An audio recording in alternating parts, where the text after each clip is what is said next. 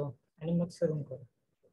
Sir हे मधी मधी जे ऍडमिट होतात तर ते तुम्हीच करता ना त्यांना हो ऍडमिट? हो हो हो मी करतो. काही करायची आवश्यकता नाहीये ना? नाही, काहीच नाही, काहीच नाही.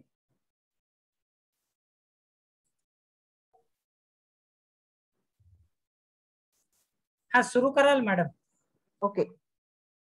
नमस्कार, मी डॉक्टर उषा पाटील, महावीर महाविद्यालय कोल्हापूर या ठिकाणी समाजशास्त्र विभाग प्रमुख म्हणून गेल्या 30 वर्षापासून कार्यरत आहे. ही माझी ओळख झाली. तर आता मला या कार्यक्रमाच्या बद्दलची थोडी माहिती आपल्याला सांगायची आहे. आज 58वे रिसोर्स पर्सन प्रॉमिसिंग सोशॉलॉजिस्ट हे आपणासमोर येत आहेत आणि विज्ञान तंत्रज्ञानाच्या प्रगतीमुळे आज आपण आभासी जगामध्ये आहोत सर्वजणच, आणि या आभासी जगामध्ये आपण 58वा टप्पा आपल्या ह्या कार्यक्रमाचा पूर्ण करायला लागलेले आहोत. आपण सर्वजण त्याचे साक्षीदार आहोत आणि याचा मला खूपच आनंद होत आहे. आणि आजच्या कार्यक्रमाचे म्हणजे 58व्या प्रॉमिसिंग सोशॉलॉजिस्ट जे आहेत आपल्या समोर ते लेफ्टनंट डॉक्टर विनोद कुंभार सर. तर त्यांचा परिचय तर मी करून देणारच आहे, पण त्या अगोदर ह्या आजच्या प्रॉमिसिंग सोशॉलॉजिस्टच्या बाबतीत या कार्यक्रमामध्ये जे आपल्याला अध्यक्ष म्हणून लाभलेले आहेत डॉक्टर कल्याण साखरकर सर, यांचा मी आपल्याला पहिल्यांदा परिचय करून देते. आपल्या सर्वांना माहित असायला पाहिजे की 58वा टप्पा ओलांडणं हे काही साधी गोष्ट नाही आहे आजच्या आभासी युगामध्ये. तर जे कोणी इथं अध्यक्ष म्हणून आजच्या कार्यक्रमाला आपल्याला लाभलेले आहेत त्यांची सर्वांनाच परिचय असतोच असा नाही, तर त्यांचा थोडक्यात परिचय मी आपणाला करून देत आहे. सर डॉक्टर सरांचं नाव आहे डॉक्टर कल्याण साखरकर. सरांचं क्वालिफिकेशन आहे MCOM, MSW, MA आणि PhD. सर सहयोगी प्राध्यापक आहे, समाजशास्त्र विभाग प्रमुख म्हणून सर काम करत आहेत फुलसिंग नाईक महाविद्यालय पुसद, जिल्हा यवतमाळ या ठिकाणी सर आहेत. तर सरांचं स्पेशलायझेशन जे आहे ते ग्रामीण आणि नागरी समाजशास्त्र आणि समाजकार्य हा त्यांचा आवडीचा विषय आहे. PhDचा सरांचा विषय तर खूपच इंटरेस्टिंग आहे की महाविद्यालयीन शिक्षकांची सामाजिक बांधिलकी एक समाजशास्त्रीय अध्ययन हे सरांनी त्यांच्या PhDच्या विषयामधून केलेलं आहे. अध्यापनाचा सरांना 31 वर्षाचा अनुभव आहे आणि 7 वर्ष सर हे पदव्युत्तर शिक्षण देण्यासाठी सुद्धा कार्यरत आहेत. प्रशासकीय अनुभव सरांना 2 वर्षाचा आहे. या 2 वर्षात सरांनी प्राचार्य म्हणून SB कला व वाणिज्य महाविद्यालय अहेरी, जिल्हा गडचिरोली या ठिकाणी सरांनी प्राचार्य म्हणून सुद्धा कार्य केलेलं आहे. सरांचे सर समाजशास्त्र व समाजकार्य या दोन्ही विषयामध्ये PhDचे गाईड आहेत. राष्ट्रीय संत तुकडोजी महाराज नागपूर विद्यापीठ नागपूर आणि संत गाडगेबाबा अमरावती विद्यापीठ अमरावती या ठिकाणी या दोन्ही विद्यापीठाच्या 8 विद्यार्थ्यांना सरांनी आतापर्यंत PhD साठी मार्गदर्शन केलेलं आहे. प्रकाशित ग्रंथ सरांचे 2 आहेत आणि प्रकाशित शोध निबंध हे 15 आहेत. कॉन्फरन्स प्रोसिडिंग मध्ये सुद्धा सरांचे म्हणजे पेपर हे पब्लिश झालेले आहेत. एकूण 7 पेपर हे त्यांचे पब्लिश झालेले आहेत.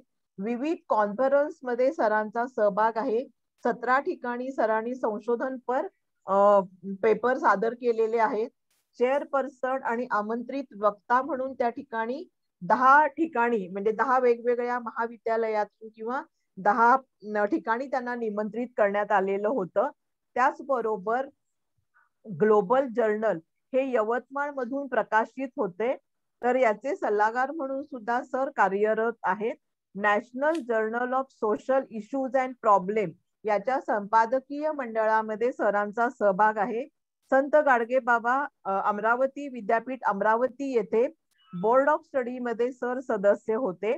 त्यानंतर आपली सोशॉलॉजीची इंडियन सोशॉलॉजिकल सोसायटी ही जी एक खूप महत्वाची सोशॉलॉजिस्ट लोकांसाठी असणारी जी संस्था आहे नवी दिल्लीमध्ये, तर त्याचे सर सदस्य आहेत.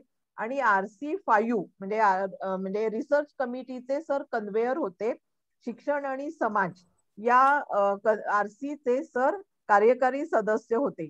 मराठी समाजशास्त्र परिषदेचे सुद्धा सर म्हणजे माजी कार्यकारी सदस्य होते. त्यानंतर doctor Babasaheb teachers association Amravati विद्यापीठ या ठिकाणी सुद्धा याचे सहसचिव होते. Doctor Babasaheb Ambedkar teachers association Amravati विभाग या ठिकाणी सर सहसचिव आहेत. त्यानंतर संस्थापक सदस्य समाज क्रांती आघाडीचे सर संस्थापक सदस्य आहेत. त्याचबरोबर माजी कार्यकारी सदस्य युवक बिरादरी महाराष्ट्र राज्य समाज कार्य फुले आंबेडकरी चळवळ यामध्ये सर सक्रिय आहेत. हा त्यांचा थोडक्यात परिचय मी आपल्या समोर केलेला आहे. आणि अध्यक्षीय भाषणामध्ये सर स्वतःच्या बोलण्यातून आपल्यापर्यंत पोहोचतील आणि त्यावेळेला त्यांचं पुरे म्हणजे व्यवस्थित मार्गदर्शन पण आपल्याला लाभणार आहे. तर त्यातून सुद्धा सरांची एक चांगली ओळख आपल्यासमोर येईल. आता आजचे साधन व्यक्ती जे आहेत लेफ्टनंट डॉक्टर विनोद कुंभार हे आमच्याच भागातले आहेत. शिवाजी विद्यापीठ समाजशास्त्र परिषदेच्या कार्यकारिणीमध्ये सर आता सध्या आहेत माझ्या बरोबर. मी प्रेसिडेंट आहे त्या ठिकाणी. तर सरांचं सर तासगाव मधल्या कॉलेजमध्ये आहेत. पद्मभूषण डॉक्टर वसंतदादा पाटील महाविद्यालय तासगाव जिल्हा सांगली या ठिकाणी सर कार्यरत आहेत. सरांचं क्वालिफिकेशन आहे MA set net JRF PhD BEd net DSM असा त्यांचा म्हणजे हे क्वालिफिकेशन जास्त आहे. पण त्यांचा कॉलेजचा अनुभव जो आहे तो 7 वर्षाचा आहे. PhD चा जो त्यांचा प्रबंध आहे सांगली जिल्ह्यातील शिक्षक सेवक योजना एक समाजशास्त्रीय अभ्यास हा पण थोडासा हटके विषय आहे. या विषयावरती सरांनी डॉक्टर प्रतिमा पवार यांच्या मार्गदर्शनाखाली PhD पदवी संपादन केलेली आहे. त्याचबरोबर संशोधन प्रकाशन सरांची जी आहेत ती 7 वर्षाच्या त्यांच्या एकूण व्यावसायिक अनुभवामध्ये सरांनी आंतरराष्ट्रीय आणि राष्ट्रीय या पातळीवरती सुद्धा एकूण 10 संशोधनपर पेपर त्यांचे प्रसिद्ध झालेले आहेत. विविध चर्चासत्रे शाळा आणि महाविद्यालयामध्ये साधन व्यक्ती म्हणून अशी 15 ठिकाणी सरांची व्याख्याने झालेली आहेत. विविध सेमिनार कॉन्फरन्स मध्ये 35 संशोधन पेपर हे त्यांनी प्रेझेंट केलेले आहेत. तसेच 60 सेमिनार कॉन्फरन्स वर्कशॉप मध्ये ते सक्रिय सहभागी राहिलेले आहेत. त्यानंतर इंडियन सोशॉलॉजिकल सोसायटीचे सर सदस्य आहेत. मराठी समाजशास्त्र परिषदेचे आजीव सदस्य आहेत. त्यानंतर शिवाजी विद्यापीठ समाजशास्त्र परिषदेचे सुद्धा सर आजीव सदस्य आहेत. स्वामी विवेकानंद बहुउद्देशीय सेवा संस्था कवठे एकंद तालुका तासगाव तर त्या ठिकाणी सुद्धा सर आजीव सदस्य आहेत. त्यानंतर सरांना पुरस्कार सुद्धा प्राप्त झालेले आहेत. Director general convention card and batch यासाठी त्यांना राष्ट्रीय पातळीवरील पुरस्कार NCC महानिदेशालय नवी दिल्ली यांच्याकडून नोव्हेंबर 2020 मध्ये त्यांना पुरस्कार प्राप्त झालेला आहे. त्यानंतर प्रज्ञावंत बहुउद्देशीय सेवाभावी संस्था उस्मानाबाद यांच्यातर्फे राज्यस्तरीय युवा प्रेरणा पुरस्कार जून 2021 म्हणजे अगदी महिन्याभरापूर्वीच सरांना प्राप्त झालेला आहे. तर आजचा त्यांचा विषय आहे शिक्षक सेवक योजना धोरण आणि वस्तुस्थिती. हा जसा आपल्याला ऐकायसाठी चॅलेंजिंग वाटतो तसं मला वाटते की सरांना रिसर्च साठी सुद्धा हा विषय खूप चॅलेंजिंग असणार आहे. तर त्यांनी आपला जो काही म्हणजे रिसर्च केलेला आहे या विषयामध्ये तर तो त्यांनी आपल्यासमोर सादर करावा अशी मी त्यांना विनंती करते. चालेल, धन्यवाद मॅडम. स्क्रीन शेअर होते का बघतो, एक मिनिट.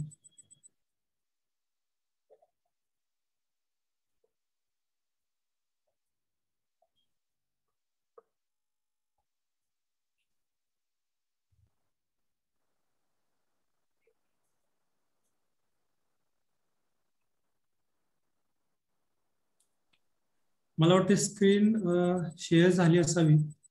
हो सर, दिसते दिसते.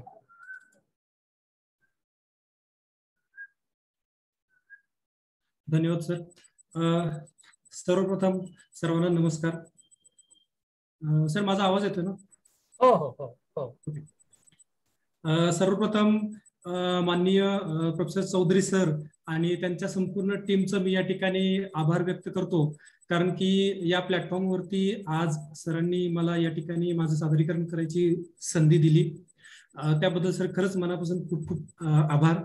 यासोबतच आजच्या कार्यक्रमाचे माननीय अध्यक्ष माननीय डॉक्टर कल्याण साखरकर सर, यासोबतच आजच्या कार्यक्रमाच्या समन्वयक माननीय डॉक्टर उषा पाटील मॅडम, यासोबतच डॉक्टर विनोद खेडकर सर आहेत, डॉक्टर गंगाधर मोरे, डॉक्टर विनायक लष्कर सर, प्राध्यापक विलास राजपूत सर, सर्व मान्यवर प्राध्यापक संशोधक या सर्वांचं मी या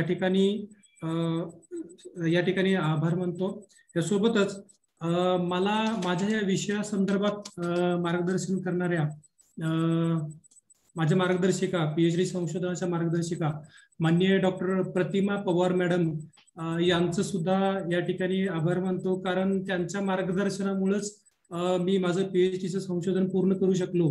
आणि अजून सुद्धा करिअरमध्ये किंवा प्रत्येक वेळी ज्यावेळी अडचणी येतील त्यावेळी मॅडम आम्हाला मार्गदर्शन करीत असतात. त्याबद्दल खरंच मॅडमचं सुद्धा सर्वप्रथम या ठिकाणी आभार व्यक्त करतो. माझा जो पीएचडीचा संशोधनाचा विषय होता द शिक्षण सेवक scheme in Sangli district A sociological study. खर तर हा विषय जो आहे तो महाराष्ट्राची शिक्षण सेवक योजना याच्याशी संबंधित आहे, परंतु संपूर्ण महाराष्ट्रात डेटा कलेक्शन करत असताना संपूर्ण महाराष्ट्रभर फिरून डेटा कलेक्शन करायला अडचणीत असल्यामुळं इथं फक्त सांगली जिल्हा इतकाच मर्यादित घेतला आहे. तरी सुद्धा ही जी शिक्षण सेवक योजना जी आहे ती संपूर्ण महाराष्ट्राशी संबंधित आहे. या ठिकाणी प्रेझेंटेशन करत असताना, सादरीकरण करत असताना मी पीएचडीच्या संशोधनाच्या जे सादरीकरण केलं भाईवाला त्या पद्धतीनं सादरीकरण न करता मी या ठिकाणी प्रयत्न केलाय की जून 2019 मध्ये सबमिशन झालं आणि त्याच्यानंतर ते आतापर्यंतचा जो काही गॅप आहे, गॅप म्हणजे ह्याच्यामध्ये जी काही भर पडलेली आहे या विषयामध्ये किंवा जे काही अपडेट्स आहेत किंवा या दरम्यान सुद्धा जे काही रिसर्च पेपर्स वगैरे पब्लिश केलेले आहेत, जे काही बदल झाले ते सुद्धा ह्याच्यामध्ये ऍड केले आहेत. म्हणून मी माझ्या या प्रेझेंटेशनचं मुख्य 5 विभागांच्या मध्ये वर्गीकरण केले आणि मी ते आपल्या पुढे सादर करतोय. सगळ्यात पहिला जो भाग आहे तो इंट्रोडक्शन आणि द शिक्षण सेवक स्कीम म्हणजे प्रास्ताविक आणि शिक्षण सेवक योजनेसंदर्भातली पार्श्वभूमी, त्याची ऐतिहासिक पार्श्वभूमी या ठिकाणी मी मांडायचा प्रयत्न करतोय. त्यासोबतच दुसऱ्या भागामध्ये रिसर्च मेथडॉलॉजी, त्याच्यामध्ये रिसर्च डिझाईन कुठलं वापरले, नमुना निवड असेल, डेटा कलेक्शनच्या मेथड्स असतील त्या संदर्भात मी थोडक्यात सांगणार आहे.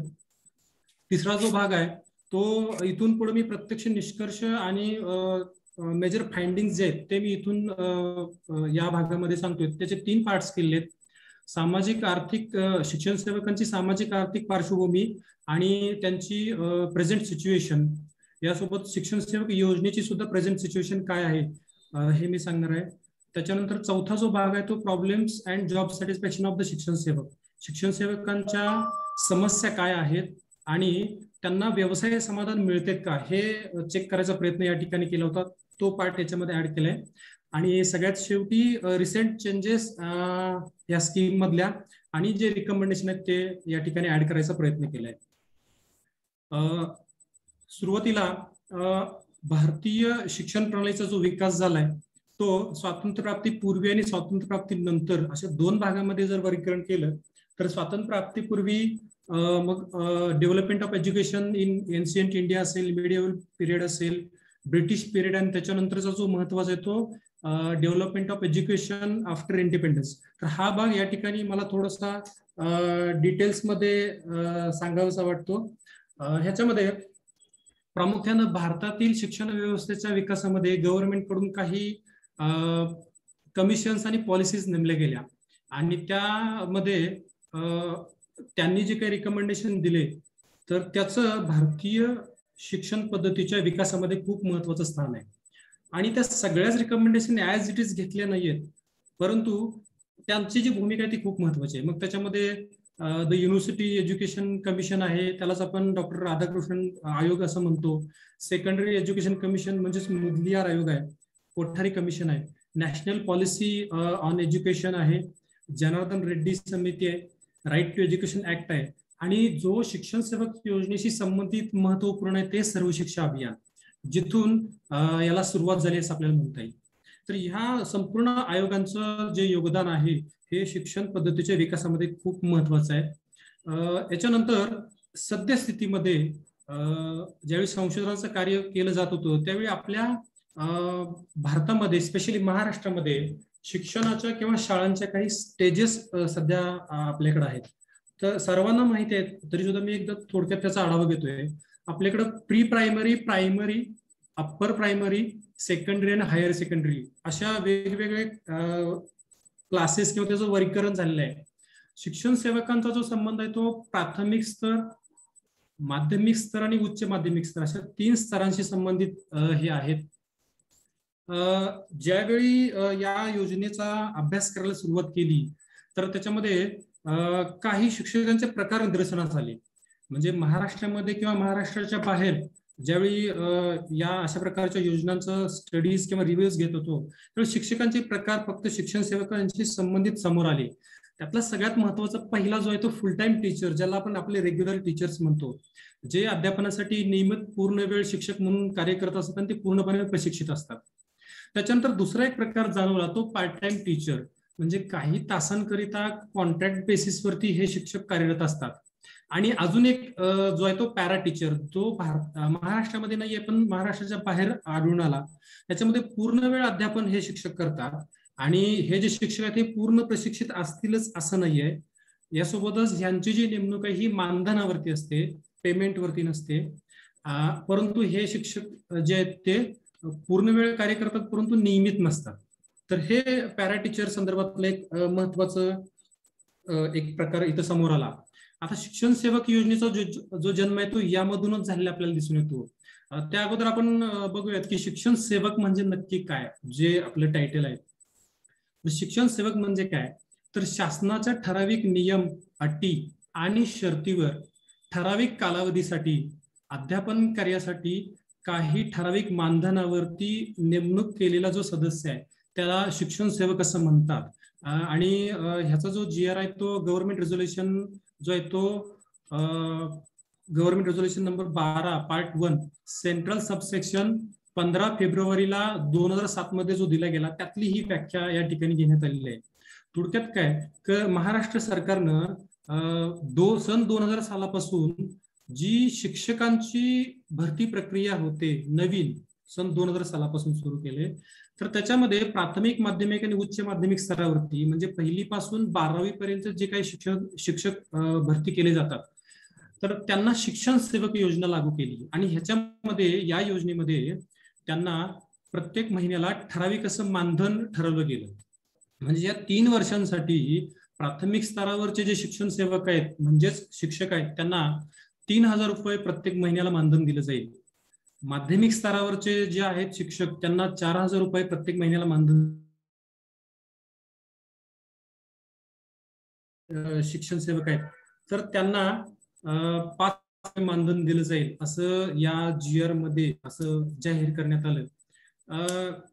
थोडक्यात काय, तर या 3 वर्षाच्या कालावधीमध्ये शिक्षण सेवकांनी जर पूर्णपणे समाधानकारकरित्या कार्य केलं तरच त्यांचं नियमित शिक्षक म्हणून किंवा रेग्युलर टीचर म्हणून पुढे त्यांची नेमणूक करण्यात येईल किंवा त्यांना मान्यता देण्यात येईल असं या शिक्षण सेवक योजनेमध्ये रूल्स अँड रेग्युलेशन्स ठरवले गेले. आणखीन एक सगळ्यात महत्वाची गोष्ट आहे, मगाशी मी बोललो होतो की या योजनेचा उगम कुठं झाला, तर सर्वप्रथम हिमाचल प्रदेशमध्ये 1984 मध्ये पॅरा टीचर स्कीम नावाची एक योजना सुरू झाली. मगाशी आपण पॅरा टीचर्स म्हणजे काय हे बघितलं होतं थोडक्यात. तर ह्याचा उद्देश असा होता हिमाचल प्रदेशमध्ये की ज्या एक शिक्षकी शाळा होत्या त्या एक शिक्षकी शाळांच्या मध्ये शिक्षक पुरविणे आणि हा त्यांचा मुख्य उद्देश होता. आता प्रत्येक राज्यामध्ये ह्या वेगवेगळ्या नावानं अशा प्रकारच्या स्कीम्स सुरू आहेत. जसं महाराष्ट्रामध्ये शिक्षण सेवक योजना आहे, तसं प्रत्येक राज्यामध्ये ह्याला वेगवेगळं नाव आहे. उदाहरणार्थ आंध्र प्रदेशमध्ये जर बघितलं तर विद्या व्हॉलेंटियर्स नाव आहे. बिहारमध्ये नगर शिक्षक किंवा पंचायत शिक्षक नाव आहे किंवा प्रखंड शिक्षक नाव आहे. जम्मू काश्मीर असेल, मध्य प्रदेश, ओरिसा, राजस्थान, उत्तर प्रदेश, उत्तराखंड, छत्तीसगड, झारखंड, अशा प्रत्येक राज्यामध्ये जवळजवळ 10 राज्यांच्या मध्ये ही महाराष्ट्र सहित ह्या योजना सुरू आहेत. परंतु या प्रत्येक योजनेची उद्दिष्ट वेगळी आहेत. या प्रत्येक योजनेमध्ये शिक्षकांना मिळणारं मानधन हे नियमित शिक्षकांच्या पेक्षा कमी आहे, पण प्रत्येक राज्यामध्ये त्याच्यामध्ये विविधता किंवा तफावत दिसून येते. आणि प्रत्येक राज्यानं आपापल्या GR मध्ये किंवा जे पब्लिश केले त्यांनी ह्याचं कारण ते वेगवेगळं सांगितलंय आणि त्यानुसार ह्या योजना सुरू केलेल्या आहेत. मग महाराष्ट्रामध्ये जर आपण बघितलं तर 10 मार्च 2000 मध्ये ही योजना सुरू केली गेली आणि त्याच्यामध्ये सांगितलं गेलं की इथून पुढं जे प्राथमिक, माध्यमिक आणि उच्च माध्यमिक स्तरावरती शिक्षकांची नेमणूक होते तर ते शिक्षण सेवक योजनेअंतर्गत नेमणूक होतील आणि त्यांचं मानधन ठरवलं गेलं. जसं मी मगाशी म्हटलं, प्राथमिक स्तरावरती 3000, माध्यमिक स्तरावरती 4000 आणि उच्च माध्यमिक स्तरावरती 5000 असं मानधन ठरवलं गेलं. यासोबतच आणखीन काही टर्म्स आणि कंडिशन्स त्यांना दिल्या गेल्या. तर त्याला अनुसरून त्या शिक्षण सेवकांनी 3 वर्ष कार्य करावं असं ठरवलं होतं. थोडक्यात आणखीन 1-2 कारणं सांगता येतील. ज्यावेळी राज्य शासनानं 2000 मध्ये ही योजना सुरू केली त्यावेळी सांगितलं, 1-2 कारणं त्याच्यामध्ये ऍड केली की प्राथमिक शिक्षणाचं सार्वत्रिकरण करण्यासाठी ही योजना आम्ही सुरू करत आहोत आणि राज्य सरकारचा जो निधी आहे किंवा जी तिजोरी आहे त्याच्यावरचा जो भार आहे तो कमी करण्यासाठी म्हणून ही शिक्षण सेवक योजना आम्ही सुरू करत आहोत असं ठळकपणे त्या GR मध्ये मुख्य 2 कारणं त्या ठिकाणी मांडली. आणि प्राथमिक शिक्षणाचा गुणवत्तापूर्ण विकास करण्यासाठी आणि सार्वत्रिकरण करण्यासाठी आम्ही ही योजना सुरू करत आहोत असं या ठिकाणी मांडण्यात आलं. आणि याच वेळी अजून 1-2 गोष्टी त्याच्यामध्ये ऍड केल्या होत्या त्या GR मध्ये की इतर राज्यांचे, प्रामुख्यानं जी शिक्षाकर्मी योजना होती मध्य प्रदेशची, त्याचा उल्लेख तिथं केला होता की मध्य प्रदेश असेल किंवा गुजरात असेल, ह्या राज्यांच्या योजनांच्या धर्तीवर महाराष्ट्रामध्ये या प्रकारची योजना सुरू करण्यात येत आहे असं सांगितलं गेलं आणि त्याला शिक्षण सेवक योजना असं नाव दिलं गेलं. प्रामुख्यानं शिक्षण सेवकांची काही कर्तव्य त्यांनी याच्यामध्ये सांगितलेली आपल्याला दिसून येतात. म्हणजे ह्या योजनेमध्ये सगळ्यात अगोदर आपण बघितलं की 3 वर्षांसाठी यांची नेमणूक होईल, त्यांचं मानधन असेल, त्याच्याबद्दल आपण बोललो कशा प्रकारचं असेल. आता हे 3ही प्रकारच्या शिक्षण सेवकांना काही कर्तव्य सरकारने ठरवून दिली गेली होती. मग ती कुठली आहेत तर या 3 वर्षांच्या मध्ये यांनी काय काय कार्य करायचं तर शाळेत विद्यार्थ्यांच्या नियमित उपस्थितीच्या संदर्भात पालकांशी सतत संपर्कात राहायचं. त्याच्यानंतर जो काय विहित अभ्यासक्रम त्यांना दिलाय तो पूर्ण करायचा आणि त्याला अनुसरून जी काय उपयुक्त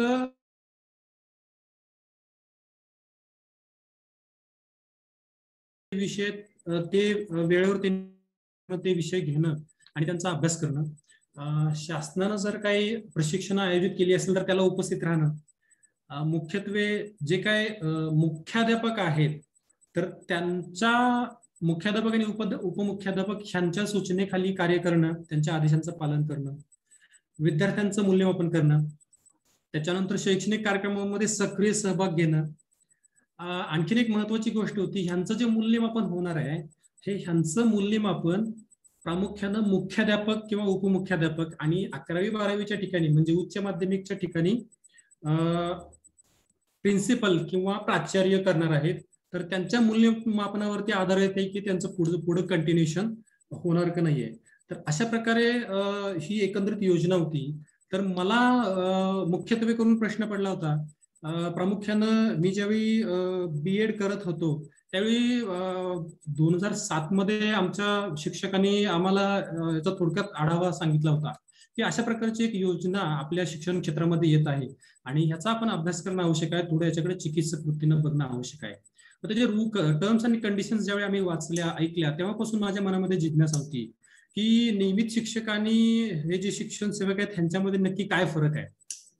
ह्यांना जे काय कर्तव्य किंवा ज्याचं पालन करावं लागतं, त्यांना ड्युटीज त्यांच्या आहेत, ते करत असताना त्यांना काही अडचणी येतात का? त्यांना जॉब सॅटिस्फॅक्शन, व्यवसाय समाधान म्हणून जे आपण म्हणतो, जे आपल्या प्रत्येकाला खूप महत्वाचं आहे, म्हणजे व्यवसाय समाधान, जॉब सॅटिस्फॅक्शन जर असेल तर कुठल्याही प्रकारची अडचण किंवा जॉब स्ट्रेस आपल्याला जाणवत नाही. अगदी हसत खेळत आपण कितीही वेळ आपण त्या जॉबसाठी देऊ शकतो.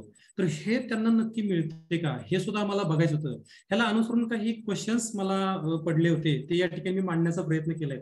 म्हणजे सद्यस्थितीमध्ये ह्या शिक्षण सेवक योजनेचं प्रेझेंट सिच्युएशन काय आहे, त्याचं हिस्टॉरिकल बॅकग्राऊंड काय आहे, या शिक्षण सेवकांच्या वर्किंग कंडिशन्स काय आहेत, त्याच्यानंतर त्यांना काय प्रॉब्लेम्स भेडसावत आहेत, त्यांना त्यांच्यासोबतचे जे शिक्षक आहेत, जे त्यांच्यापेक्षा वरिष्ठ आहेत किंवा नियमित शिक्षक आहेत, त्यांचं सहकार्य त्यांना मिळते का, विद्यार्थ्यांच्या मनामध्ये या नवीन शिक्षकांच्या बद्दल कशा प्रकारचे भावना आहेत किंवा त्यांचं कॉपरेशन त्यांना कसं मिळतं, यासोबतच ह्या स्कीम मध्ये काम करत असताना त्यांना समाधान मिळते का, त्या शिक्षण सेवकांना काय वाटतंय, आणि ह्या योजनेमध्ये काही बदल अपेक्षित आहेत का, म्हणजे काही त्रुटी असेल, ड्रॉबॅक्स असतील तर त्या कुठल्या आहेत, हे बघणं मला महत्वाचं वाटलं, म्हणून मी ह्या विषयाकडे वळलो आणि हा विषय प्रामुख्यानं निवडला.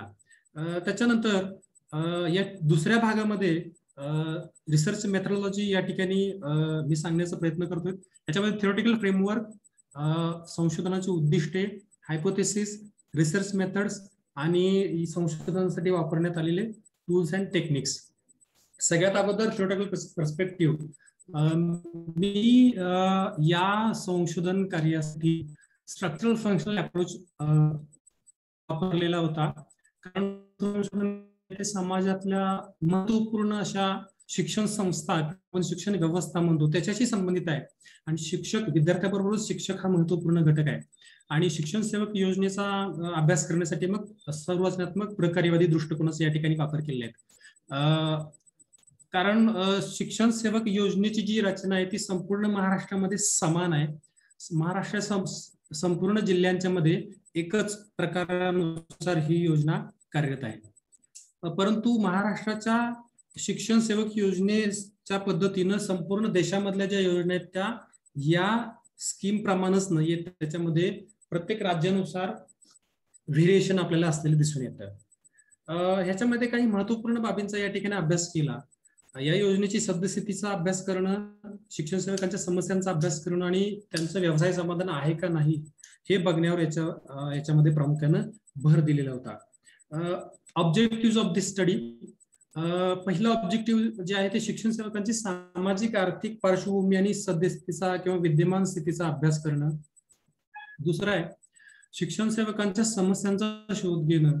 आणि तिसरं ऑब्जेक्टिव्ह आम्ही ठेवलं होतं शिक्षण सेवकांचं व्यवसाय समाधान अभ्यासणं. त्याच्यानंतर काही हायपोथेसिस सुद्धा या ठिकाणी मांडण्यात आले होते. मी ज्यावेळी ब्रिज कोर्स करत होतो PhDचा, त्यावेळी आमच्या विभागामध्ये, शिवाजी विद्यापीठाच्या विभागामध्ये ब्रिज कोर्समध्ये आम्हाला याच्याबद्दल सांगितलं गेलं होतं की आपल्या थिसिसमध्ये स्टॅटिस्टिकल टेक्निक्सचा सुद्धा वापर करणं आवश्यक आहे. म्हणजे गुणवत्तापूर्वक गोष्टींचा तर आधार घ्यायलाच पाहिजे, सोबत स्टॅटिस्टिकल टेक्निक्सचा सुद्धा आधार जर घेतला तर चांगलं होईल. मग ह्याला अनुसरून मी सुद्धा ठरवलं होतं की आपण स्टॅटिस्टिकल थोडं वापरायचं. मग त्याला अनुसरून हायपोथेसिस होते. व्यवसायाबद्दल जे अभिमान किंवा गौरवशाली भावना किंवा त्याला आपण ग्लोरियस फिलिंग अबाउट प्रोफेशन म्हणतो, आणि राहणीमानाशी किंवा राहणीमानातील समाधान यांचा काही संबंध आहे का? म्हणजे glorious feeling about profession and satisfaction in standard of living ह्यात काय सहसंबंध आहे का? जॉब सॅटिस्फॅक्शन आणि जॉब स्ट्रेस ह्यात काय सहसंबंध आहे का? व्यवसाय समाधान आणि जॉब सिक्युरिटी याच्यामध्ये काय सहसंबंध आहे का? आणि शेवटचं आहे ते job satisfaction and good social status at workplace, म्हणजे कामाच्या ठिकाणची चांगली सामाजिक स्थिती ह्यांच्यामध्ये काय सहसंबंध आहे का, हे बघायचा प्रयत्न केला. आणि ह्याच्यामध्ये काय स्क्वेअर टेस्टचा वापर याच्यामध्ये केलेला आहे. त्याच्यानंतर प्रामुख्यानं डिस्क्रिप्टिव्ह रिसर्च डिझाईनचा या ठिकाणी मी वापर केलेला आहे. कारण प्रस्तुत संशोधन पद्धती जी आहे ती सद्यस्थितीमध्ये आणि वर्तमान परिस्थितीतील असल्यामुळं डिस्क्रिप्टिव्ह रिसर्च डिझाईन वापरलं. स्टडी एरिया म्हणून सांगली जिल्हा आणि सांगली जिल्ह्यातले जे 10 तहसील्स किंवा तालुके आहेत त्यांचं निवड केलेली आहे. आता प्रामुख्यानं सांगली जिल्ह्याचीच निवड करण्याचं कारण असं की मी ज्या भागामध्ये वास्तव्य करतोय त्या भागाशी जास्त परिचित असल्यामुळं आणि त्या जिल्ह्यातल्या जे काही शासकीय कार्यालय आहेत, जिल्हाधिकारी कार्यालय असेल, जिल्हा परिषद असेल, सांख्यिकी विभाग असेल, ह्यांच्याकडून जी माहिती मिळवणं जे ते सोपं जाईल. यासोबतच फील्ड वर्क करणं, या संपूर्ण 10 तालुक्यांमध्ये प्रत्येक शाळेपर्यंत जाणं आणि त्यांच्याबरोबर त्यांच्याकडून इंटरव्ह्यू शेड्यूल त्यांच्याशी चर्चा करणं, त्यांचा इंटरव्ह्यू घेणं सोपं जाईल म्हणून हा हेतू ठेवून सांगली जिल्हा या ठिकाणी निवड करण्यात आलेला आहे. यासोबतच सॅम्पलिंग करत असताना नॉन प्रोबॅबिलिटी सॅम्पलिंगचा वापर केलेला आहे. त्याच्यानंतर त्याच्यामध्ये पर्पजिव्ह सॅम्पलिंगचा वापर केलाय आणि संपूर्ण 10च्या 10 तालुक्यांमधून त्या 10च्या 10 तालुक्यांना प्रतिनिधित्व देता यावं म्हणून 16% सॅम्पल प्रत्येक तालुक्यातून निवडले. टोटल युनिव्हर्स जे होतं ते 1376 होतं आणि त्याच्यामधून 20 इतकं सॅम्पल या ठिकाणी निवडलेलं आहे. त्याच्यानंतर आपण इथं बघू शकतोय की टोटल 10 तहसील्स आणि त्या प्रत्येक तहसीलमध्ये युनिव्हर्स किती होता आणि त्याच्यामध्ये कशा पद्धतीनं सॅम्पलचं निवड करण्यात आली आहे. Location map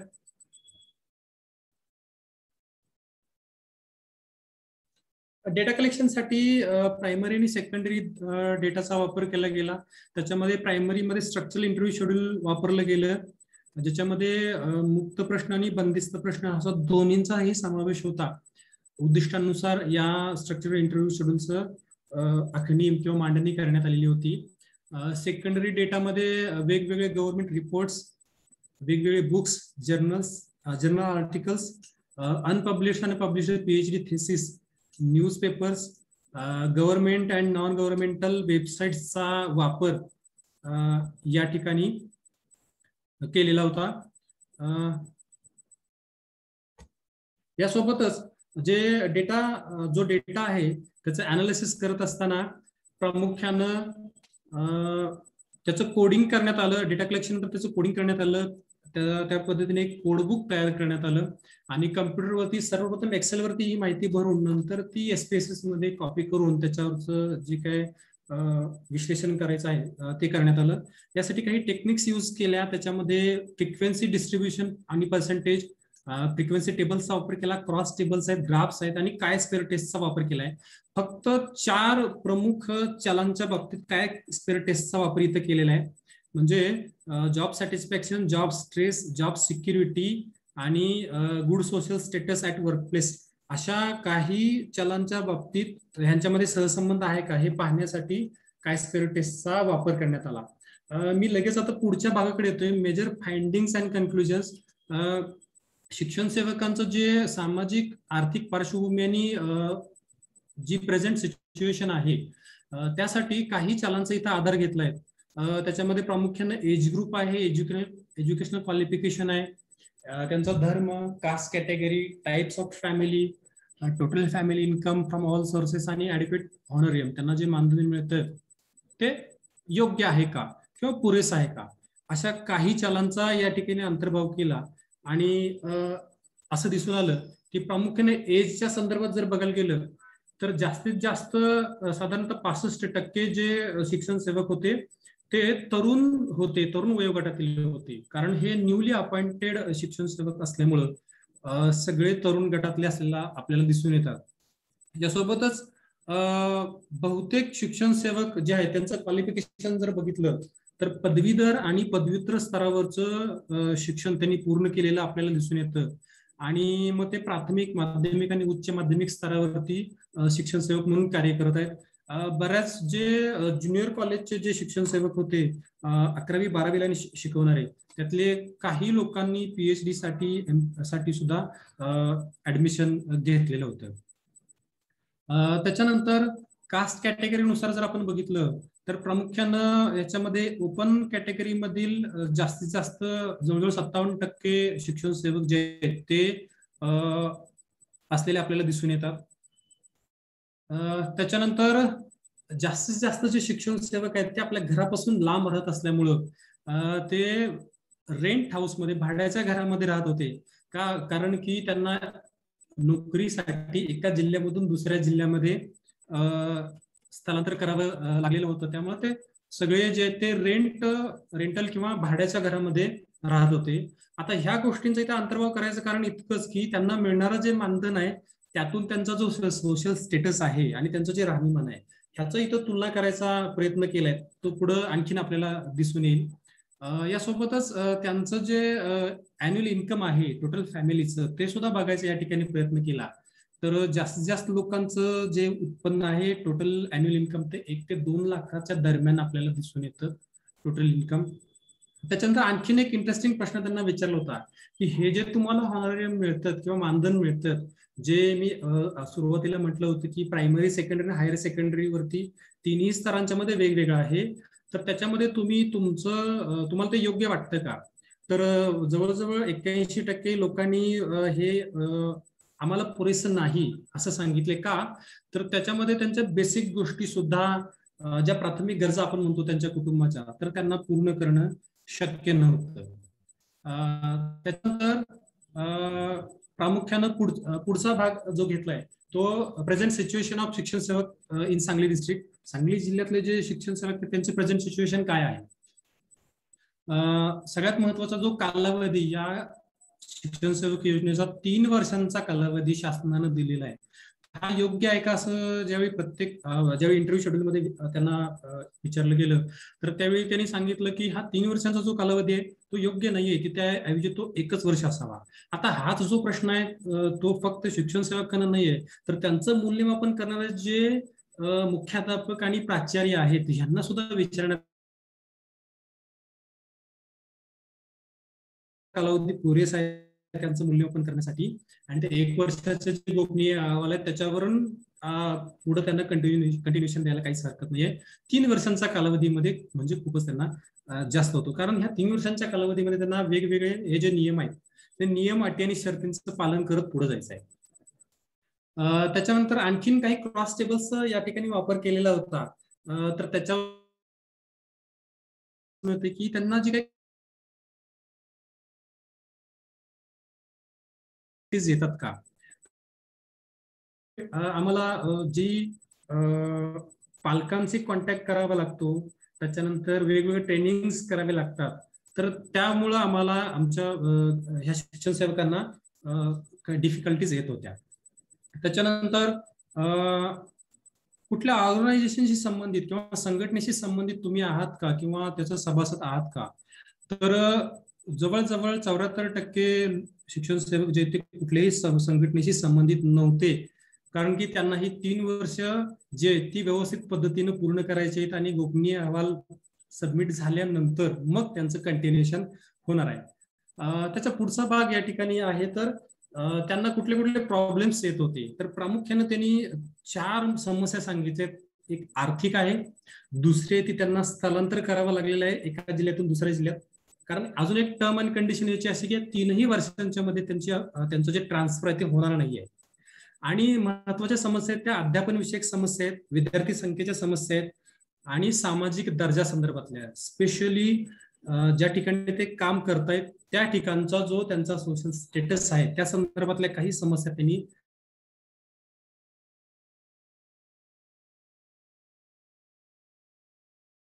non educational duties आहेत का किंवा कराव्या लागतात का असं ज्यावेळी विचारलं तर त्यावेळी त्यांनी सांगितलं की हो, 100 सगळ्यांना नॉन एज्युकेशनल ड्युटीज कराव्या लागतात आणि ह्या ड्युटीजचा जो परिणाम आहे त्यांच्या अध्यापनावरती 100% होतो.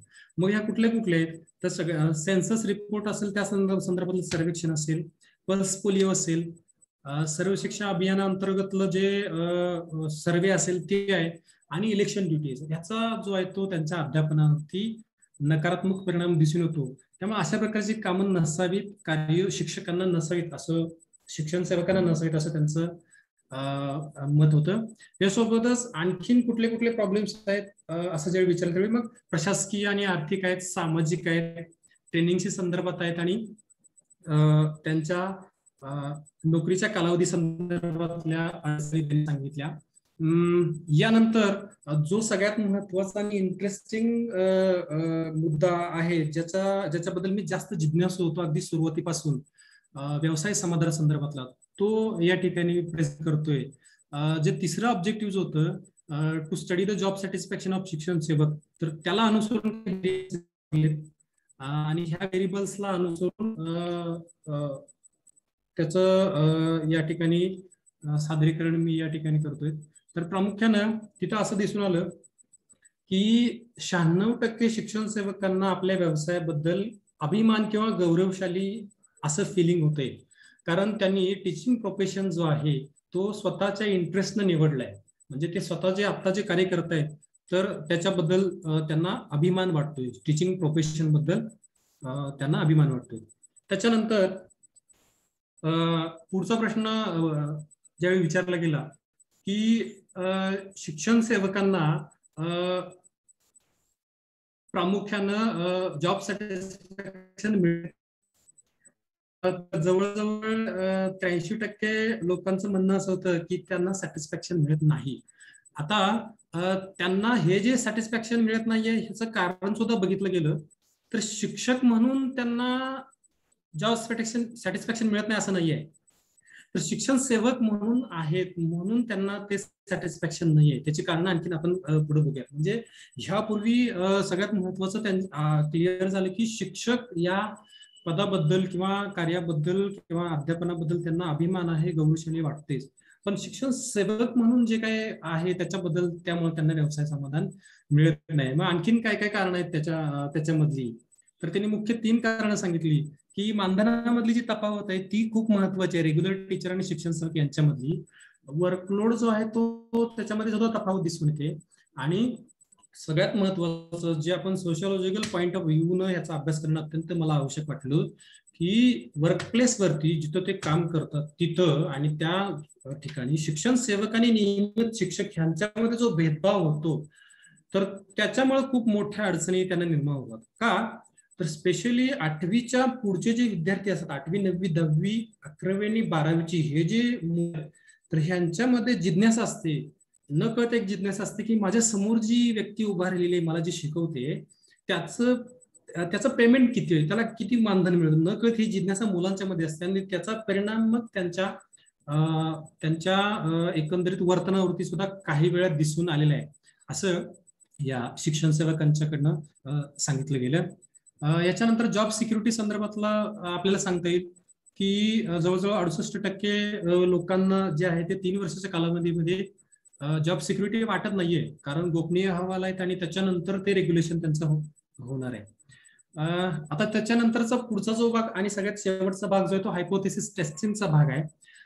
याच्यामध्ये प्रामुख्यानं बघितलं गेलं की ग्लोरियस फिलिंग अबाउट प्रोफेशन आणि satisfaction in standard of living हे यांचा काही सहसंबंध आहे का, तर काय स्क्वेअर टेस्टचा वापर केल्यानंतर असं दिसून आलं की व्यवसायाबद्दलचा अभिमान आणि राहणीमानाचा जो दर्जा ह्यातलं जे समाधान आहे ह्याच्यामध्ये धनात्मक सहसंबंध आढळलेला नाहीये.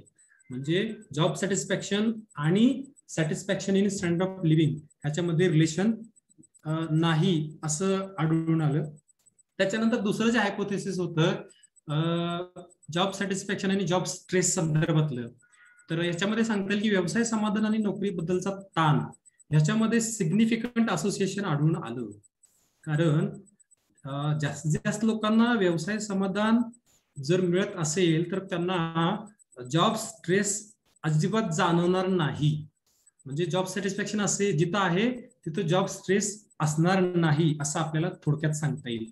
त्याच्यानंतर तिसरं जे हायपोथेसिस होतं त्याच्यामध्ये जॉब सॅटिस्फॅक्शन आणि जॉब सिक्युरिटी यांचा संबंध बघितला गेला, तर तिथं सुद्धा व्यवसाय समाधान आणि जॉब सिक्युरिटी ह्यांचं जे धनात्मक संबंध आहे तो आढळलेला नाही. म्हणजे ह्यांचा संबंध इथं किंवा हे असोसिएट नाहीये. आणि सगळ्यात शेवटचं जे हायपोथेसिस होतं जॉब सॅटिस्फॅक्शन आणि good social status at workplace ह्याच्यामध्ये सहसंबंध आहे का, तर ह्याच्यामध्ये सहसंबंध आढळलेला आपल्याला दिसून येतो. म्हणजे त्यांचं जॉब सॅटिस्फॅक्शन हे त्यांना तिथे मिळणारी जी वागणूक आहे, त्यांना तिथे मिळणारं जे इतरांसोबत जे त्यांचे सामाजिक संबंध त्याच्यावरती सुद्धा डिपेंड आहे असं आपल्याला म्हणता येईल. आता ह्याच्यामध्ये कन्क्लुजन मध्ये मला असं सांगावंसं वाटते की काही ड्रॉबॅक्स आहे शिक्षण सेवक योजनेचे. जसं माझं सबमिशन पासून ते आतापर्यंत जे काय हा एक दीड वर्ष झाला, त्याच्यामध्ये सुद्धा काही मुद्दे याच्यामध्ये मला ऍड करावेसे वाटतात आणि त्याच्यावरती मला प्रामुख्याने याच्यावरती आज चर्चा करायची आहे. कारण आपण विषयाचं नावच देत असताना शिक्षण सेवक योजना धोरण आणि वास्तव परिस्थिती असं आपण बघतोय. तर काही त्रुटी याच्यामध्ये दिसून आल्या. त्याच्यामध्ये शिक्षण सेवकांना म्हणजे सगळ्याच प्राथमिक, माध्यमिक आणि उच्च माध्यमिक स्तरावरती अत्यल्प मानधन मिळते. त्याच्यानंतर शिक्षण सेवकांचा जो कार्यकाळ आहे, आता हे मानधन आहे त्याच्यामध्ये अजून एक ऍडिशन मला करावंच वाटतं की सद्यस्थितीमध्ये ह्यांचं जे मानधन आहे त्याच्यामध्ये ऍडिशन झालेलं आहे. आणि प्राथमिक स्तरावरती जे मानधन मिळते प्राथमिक, माध्यमिक आणि उच्च माध्यमिक स्तरावरती, त्याच्यामध्ये सध्या सरकारनं याच्यामध्ये वाढ केलेली आहे. 2 ते 3 हजारांची प्रत्येक ठिकाणी वाढ केली, परंतु ही सुद्धा समाधानकारक अशी नाही आहे असं आपल्याला म्हणता येईल.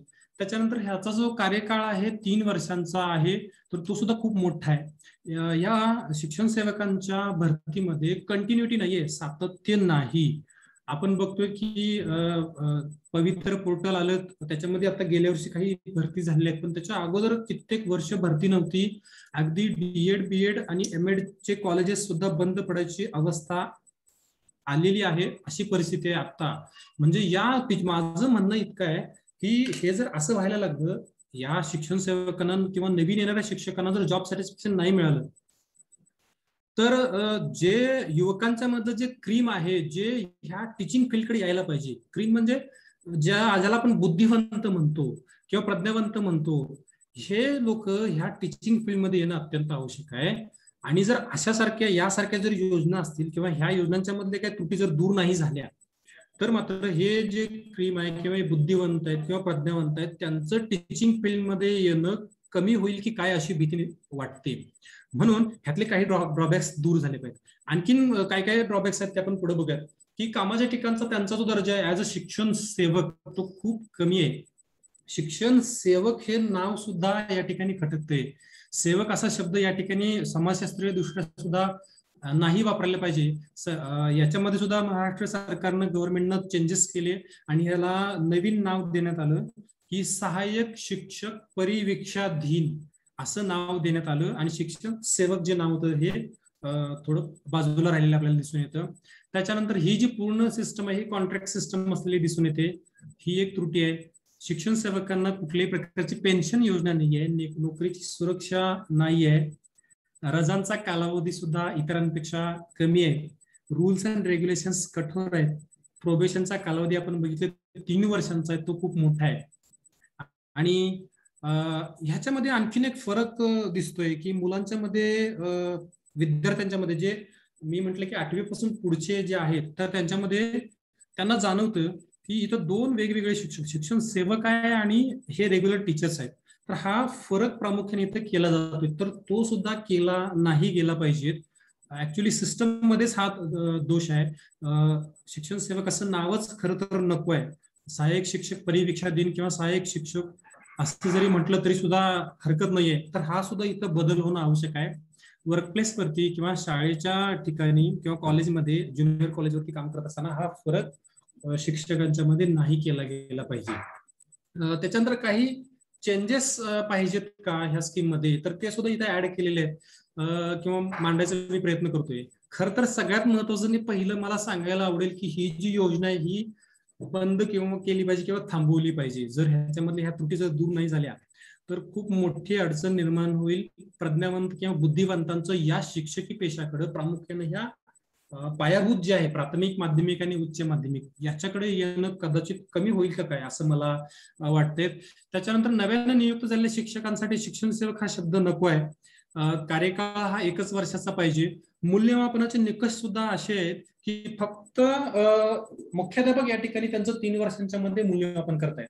तर असं न होता इथं विद्यार्थ्यांच्या प्रगतीवरून त्यांचं मूल्यमापन व्हायला पाहिजे. ते ज्या क्लासला शिकवतात त्यांच्याकडे जे विद्यार्थी आहेत, त्यांचा जो विषय आहे त्या विषयाच्या विद्यार्थ्यांची प्रगती किती आहे, त्याचा रिझल्ट किती लागला, विद्यार्थ्यांचं मत काय आहे, अशा गोष्टींचा सुद्धा ह्याच्यामध्ये समावेश व्हायला पाहिजे. फक्त एक मुख्याध्यापक किंवा प्रिन्सिपल सर जे असतात त्यांच्याकडून जो अहवाल जातो त्याच्यावरूनच मूल्यमापन होता, त्याच्यामध्ये ह्या सुद्धा गोष्टी ऍड व्हायला पाहिजेत, हे असं मला वाटतं. त्याच्यानंतर मानधन हा शब्द सुद्धा नको आहे, तिथं पेमेंट असा शब्द वापरला तरी सुद्धा ते बरं होईल. भरती प्रक्रियेमध्ये ट्रान्सपरन्सी खूप महत्वाची आहे, पारदर्शकता खूप महत्वाची आहे. आणि ह्या शिक्षण सेवकांचा जो कार्यकाळ 3 वर्षांचा आहे तो कमी करून 1 वर्षाचा व्हायला पाहिजे. आणि त्यांची जी नेमणूक आहे ती त्यांच्या जिल्ह्यामध्ये जर झाली तर मग त्यांना आणखीन चांगल्या पद्धतीनं शिक्षकी पेशाचा स्टेटस मेंटेन करता येईल, चांगल्या पद्धतीनं आपलं योगदान देता येईल. कारण जर आपण बघितलं की एवढ्या कमी मानधनामध्ये प्राथमिक गरजा जर पूर्ण होत नसतील, कारण आणि हे जे शिक्षक आहेत ते दुसऱ्या जिल्ह्यामध्ये स्थलांतरित होऊन दुसऱ्या जिल्ह्यामध्ये राहून रेंट हाऊस भाड्याच्या घरामध्ये राहत आहेत, मेस लावून ते त्या ठिकाणी राहत आहेत, तर हे सगळं जे गुणोत्तर आहे जर बघितलं तर हे वजाबाकीमध्ये जातं. त्यामुळं त्यांचं मानधन हा सुद्धा खूप महत्वाची गोष्ट या ठिकाणी असलेली आपल्याला दिसून येते. मी शेवटचे 10 ते 15 मिनिटं मी 10 मिनिटं या ठिकाणी घेतोय. काही रिकमेंडेशन मला या ठिकाणी सांगायचे आहेत, स्पेशली गव्हर्नमेंट आणि पॉलिसी मेकर्स साठी आहेत. शिक्षण सेवकांचं मानधन वाढवलं पाहिजे, जसं मी आता ड्रॉबॅक्स आणि दुरुस्त्या काय पाहिजेत त्या सांगितलं त्यानुसार. योजनेचा कार्यकाळ 1 वर्षाचा पाहिजे. भरती प्रक्रिया जी आहे ती गुणवत्तापूर्ण पाहिजे, त्याच्यामध्ये सातत्य पाहिजे, विद्यार्थ्यांच्या अभिप्रायावरून आणि विद्यार्थ्यांच्या प्रगतीवरून आणि मग मुख्याध्यापक आणि प्राचार्यांच्या इव्हॅल्युएशन वरून त्यांचं मूल्यांकन केलं जावं. शिक्षण सेवकांचं नियम आणि अटी ज्या आहेत त्या पूर्णवेळ शिक्षक आणि शिक्षण सेवक यांना समान पाहिजेत. अशैक्षणिक कामं ह्या नवीन अपॉइंटेड झालेल्या शिक्षण सेवकांना देऊ नयेत. आणि शिक्षण सेवक हा जो शब्द आहे त्यातनं हा शब्द बदलला पाहिजे, ते ऍडिशन झालेलं आहे, शासनानं याच्यामध्ये बदल केला आहे आणि सहाय्यक शिक्षक परीक्षाधीन असं नाव दिलेलं आहे. हेडमास्टर्स किंवा प्रिन्सिपल सरांसाठीचे काही रिकमेंडेशन आहेत. त्यांचं जे मानधन आहे हे वेळेत मिळत नाहीये त्यांना, म्हणून प्रशासकीय पातळीवरती प्रशासकीय यंत्रणेला जागा करून थोडं वेळेवरती त्यांना ते मानधन द्यायचा प्रयत्न केला गेला पाहिजे. शाळेतले जे ह्युमन रिलेशन्स आहेत, सामाजिक संबंध आहेत, ते चांगले ठेवण्यावरती नेहमी लक्ष देणं गरजेचं आहे. आणि हे जे न्यूली अपॉइंटेड शिक्षण सेवक आहेत ह्यांच्या जे कल्पना विचार आणि आयडियाज आहेत त्या सुद्धा शाळेच्या प्रत्येक ऍक्टिव्हिटीमध्ये मीटिंगमध्ये त्यांना स्थान दिले गेले पाहिजे, ते ऐकून घेतल्या गेल्या पाहिजेत, जेणेकरून त्यांना आणखीन जास्तच सॅटिस्फॅक्शन मिळायला किंवा ऍक्टिव्हली पार्टिसिपेट व्हायला आणखीन चांगली मदत होईल. त्याच्यानंतर स्वतः शिक्षण सेवकांच्यासाठी काही शिफारसी मी सांगितल्यात, 2 ते 3 आहेत. शिक्षण सेवकांनी सरकारी योजनांच्या विषयीचा जो दृष्टिकोन आहे तो सकारात्मक ठेवला पाहिजे आणि तो नेहमी सकारात्मक ठेवला पाहिजे.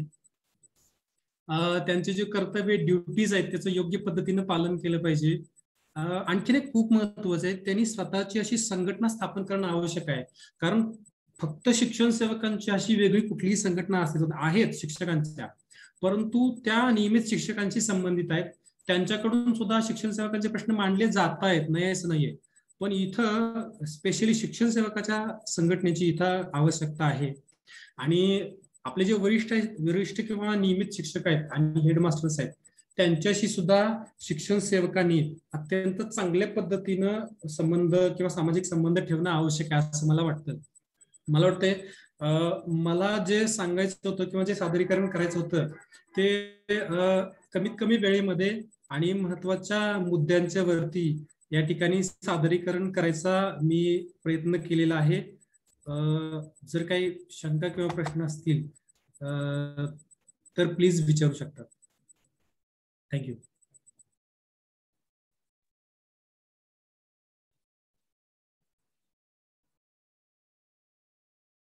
चॅटबॉक्स मध्ये 5 प्रश्न आलेले आहेत. ऐकू येते सर आपल्याला? हा येते मॅडम, बघतोय मी. हा, तर चॅटबॉक्स मध्ये 5 म्हणजे मतं आलेली आहेत. आपण त्याला सगळ्यांनाच काही प्रश्न नाही म्हणणार आहोत. तर या ठिकाणी अत्यंत अभ्यासपूर्वक विवेचन आणि चिंतन केलेलं आहे, याबद्दल तुम्हाला शुभेच्छा दिलेल्या आहेत. Anjali Bhusare madam, nice presentation. Nice presentation Sanjay Kamble सरांनीही सांगितलेलं आहे. त्यानंतर तेजस दत्तात्रय यांनी आपल्याला सांगितलेलं आहे की आपण छान प्रेझेंट करत आहात. त्याच्यानंतर रवी मोर्टेटे ह्या सरांनी प्रश्न विचारलेला आहे. शिक्षक सेवक सारखी योजना इतर राज्यामध्ये वेगवेगळ्या नावांनी कार्यान्वित करण्यात आलेली आहे किंवा आहे तसे इतर काही देशांमध्ये याच स्वरूपातील योजना आहेत का, असे तुमच्या संशोधनातील दुय्यम साधनात आढळून आलेले आहे काय? हा त्यांनी प्रश्न विचारलेला आहे. खूप चांगला प्रश्न विचारलाय सरांनी. या शिक्षण सेवक आपण जे त्याचं जे ओरिजिन बघितलं किंवा उगम जो बघितला तो हिमाचल प्रदेशमध्ये 1984 ला झालेला आहे आणि आपल्याकडे मात्र ही महाराष्ट्र राज्यामध्ये सन 2000 मध्ये अस्तित्वात आली. आता ज्यावेळी दुय्यम स्रोतांमध्ये ज्यावेळी ह्या संपूर्ण जे काही 10 राज्य आहेत महाराष्ट्रासोबत, त्या 10 संपूर्ण भारतामध्ये त्या 10 राज्यातील सगळ्या योजनांचा ज्यावेळी अभ्यास केला त्यावेळी असं दिसून आलं की सगळ्यात अगोदर ही योजना हिमाचल प्रदेशमध्ये सुरू झाली. त्याच्यानंतर वेगवेगळ्या राज्यांच्या मध्ये वेगवेगळ्या नावानं सुरू आहे आणि ही सुरू करण्यापाठीमागचं प्रत्येक राज्याचं उद्दिष्ट हे वेगळं आहे. म्हणजे महाराष्ट्र राज्यामध्येच असं दिसून आलं की शिक्षणाची गुणवत्ता वाढवणं, शिक्षणाचं सार्वत्रिकरण करणं किंवा सर्व शिक्षा अभियानांतर्गत ही योजना सुरू करत आहोत आणि आणखीन जो शिक्षणावरचा जो खर्च आहे तो कमी करण्यासाठी हे तिथं अधोरेखित केलं होतं की शिक्षणावरचा खर्च कमी करण्यासाठी ही योजना आम्ही सुरू करत आहोत. तर ह्या मुख्य 2 ते 3 कारणासाठी महाराष्ट्रामध्ये सुरू झाली, परंतु सगळ्या राज्यांच्या मध्ये आर्थिक कारण नव्हतं, तर वेगवेगळ्या कारणांसाठी अशा प्रकारच्या योजना सुरू केल्या. त्यांच्या टर्म्स आणि कंडिशन सुद्धा वेगवेगळ्या असलेल्या आपल्याला दिसून येतात. आता ह्या सगळ्यांचा उल्लेख इथं करावा लागायचं कारण असं होतं की महाराष्ट्र शासनानं सन 2000 मध्ये ही योजना सुरू करत असताना त्या GR मध्येच इतर राज्यांच्या योजनांचा आढावा घेतला होता. त्यांचं तिथं मांडणी केली होती की गुजरात आणि मध्य प्रदेशच्या योजनांच्या धर्तीवरती ही या नावाची एक योजना आपण सुरू करत आहोत. त्यामुळे ह्या सगळ्या योजनांचा या ठिकाणी आढावा घेणं आणि नक्की ते काय आहे हे बघणं आवश्यक होतं. ऍक्च्युली ज्यावेळी रिव्ह्यूज घेत होतो त्यावेळी असं पण आढळून आलं, अजून सांगायला मला आवडेल की पर्टिक्युलर ह्या एका शिक्षण सेवक योजनेसंदर्भातलं कुठल्याही प्रकारचं रिसर्च किंवा संशोधन आढळलं नाही. बाहेरच्या राज्यासंदर्भात सुद्धा बघितलं त्यावेळी 1 ते 2 ह्या संदर्भात होते थिसिस, परंतु योजना वेगवेगळ्या असल्यामुळे त्याचा फारसा उपयोग झाला नाहीये. मात्र ह्यांच्या प्रश्नांच्या उत्तर मी असं देईन की जवळजवळ 10 राज्यांच्या मध्ये सध्या अशा प्रकारच्या योजना वेगवेगळ्या टर्म्स आणि कंडिशन नुसार सुरू आहेत आणि त्यातल्या शिक्षकांना वेगवेगळी नाव आहेत. संजय कांबळे सरांचाही एक प्रश्न आहे. सर, आपले सादरीकरण अत्यंत महत्वपूर्ण विषयाला महत्वपूर्ण आहे, म्हणजे विषयाला न्याय देण्यात आलेला आहे. सर, आपल्या संशोधनामध्ये संशोधन पद्धती शास्त्र आणि पद्धती कोणत्या उपाययोजनात आणल्या आहेत? आपल्या संशोधनात शिक्षक सेवकांचा प्रश्न अभ्यास करताना त्यांचा अनुभव कथन याच्या काही आपण नोंदी घेतल्या आहेत काय? केस स्टडी ज्याला आपण म्हणतो. हो, खूप छान सर. खरं तर माझ्या मनाला भावणारा असा प्रश्न त्यांनी विचारलाय की शिक्षण सेवकांचा अनुभव काय होता, तर त्याला तर मी उत्तर देणारच आहे. त्याच्या अगोदरचा प्रश्न सरांचा त्याच्यामध्ये ऍड होता की कुठल्या प्रकारची अभ्यास पद्धती वापरली. तर ह्याच्यामध्ये प्रामुख्यानं वर्णात्मक संशोधन पद्धती किंवा डिस्क्रिप्टिव्ह रिसर्च डिझाईनचा वापर केला होता संशोधन पद्धतीमध्ये. जर आपण थेअरी कुठली यूज केली होती असं जर म्हटलं तर स्ट्रक्चरल फंक्शनल अप्रोचचा या ठिकाणी वापर करण्यात आलेला होता. त्याच्यानंतर पुढचा जो प्रश्न सरांनी विचारला होता की शिक्षण सेवकांचे अनुभव काय आहेत. आता मला या ठिकाणी सांगायला काहीच हरकत नाहीये. ज्यावेळी प्रामुख्यानं मी वेगवेगळ्या शाळांच्या वरती जात होतो, कारण पूर्ण सांगली जिल्ह्यामध्ये 10 तालुक्यांच्या मध्ये जाणं आणि प्रत्येक शाळेमध्ये जास्तीत जास्त 2 किंवा जास्तीत जास्त 3च शिक्षण सेवक होते. अशा 220 सेवकांचा इंटरव्ह्यू घ्यायचा होता आणि हा घेत असताना डायरेक्ट त्यांच्याजवळ जाऊन असं न करता त्यांच्या मुख्याध्यापकांचं सगळ्यात अगोदर परमिशन घेणं, मुख्याध्यापक किंवा ज्युनियर कॉलेजला प्रिन्सिपल असेल तर त्यांची परमिशन घेणं आणि त्याच्यानंतर मग त्यांच्यापर्यंत जाणं. आता त्यांच्यापर्यंत जात असताना त्यांचे लेक्चर्स कंटिन्यूस जवळजवळ 7 ते 8 लेक्चर्स कंटिन्यूस त्यांना घ्यावे लागतात 35 मिनिटांचे.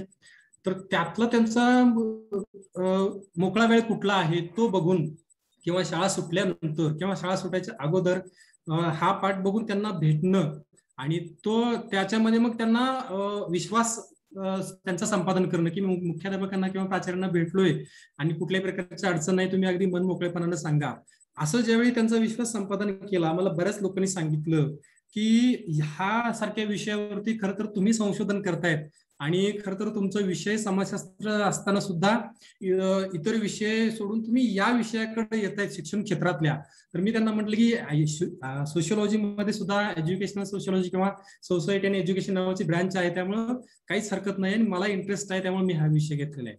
तर बऱ्याच लोकांना आवडलं की हा विषय किंवा अशासारखे जर विषय जर घेतले तर या समस्यांना वाचा फोडणं आवश्यक आहे. खरं तर त्या 3 वर्षाच्या कालावधीमध्ये प्रोबेशनचं पिरियड असल्यामुळे ते ना सरकार विरुद्ध बोलू शकतायत, ना त्यांच्या वरिष्ठ शिक्षकांच्या विरोधात मत व्यक्त करू शकतायत, ना तिथल्या त्यांच्या म्हणजे प्रिन्सिपल किंवा मुख्याध्यापक त्यांचं जे इव्हॅल्युएशन होतं त्या संदर्भात बोलू शकतात. आता याच्यामध्ये पहिल्या, दुसऱ्या आणि तिसऱ्या वर्षी 3 वर्षांच्या मध्ये असणाऱ्या शिक्षकांचं इंटरव्ह्यूज घेतल्यामुळं त्याच्यामध्ये खूप व्हेरिएशन होतं किंवा वेगळे अनुभव त्यांचे होते की शिक्षकांचा किंवा शिक्षण सेवकांचा अभ्यास करत असल्यामुळे खूप त्यांना बरं वाटत होतं आणि मग त्यांनी जो रिअल डेटा आहे तो द्यायचा त्यांनी प्रयत्न केला. काही महिला शिक्षण सेवक अशा होते की त्यांच्या डोळ्यातून पाणी येत होतं हा अनुभव कथन करत असताना. तर अशा प्रकारचे अनुभव आणखीन काही लोकांनी सुचवलं होतं की ज्यावेळी तुमचं हे थेसिस सबमिट होईल किंवा ह्याच्यावरती तुम्ही जर काही पब्लिकेशन्स केले तर ते पब्लिकेशन्स आम्हाला सेंड करा किंवा त्याच्या संदर्भातली माहिती आम्हाला सुद्धा द्या, जेणेकरून आम्हाला सुद्धा कळेल की बाबा ह्यातून काही निष्पन्न झालं. कारण प्रत्येकाचं मत असं असतं की तुम्ही रिसर्च करता, हे सगळं करता, पण त्यातून निष्पन्न काय होणार आहे ते आमच्यापर्यंत पण येऊ दे, असे सुद्धा एक्सपिरियन्स मला आले. थँक्यू. आपल्याला रवी मोताटे सरांनी धन्यवाद, आपण त्यांच्या प्रश्नाचं उत्तर दिलेलं आहे त्याबद्दल सरांनी आपले धन्यवाद मानले आहे. त्यानंतर डॉक्टर BJ कदम यांनी सुद्धा आपलं कौतुक केलेलं आहे. अतिशय उत्तम सादरीकरण झालेलं आहे आणि तुम्ही छान पद्धतीनं हे सगळं मांडणी केलेली आहे असं सरांचं मत आहे. तर त्याबद्दल तुम्हाला धन्यवाद दिलेले आहे. तर चॅटबॉक्स मधले जे प्रश्न होते ते आपले या ठिकाणी संपलेले आहेत.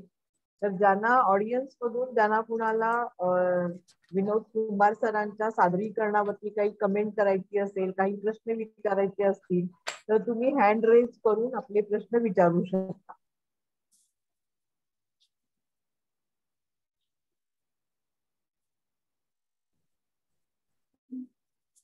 प्रश्न नाहीयेत मॅडम, नेक्स्ट नाहीये, कोणाचेच नाहीयेत, कंटिन्यू. ओके, ठीक आहे, ठीक आहे.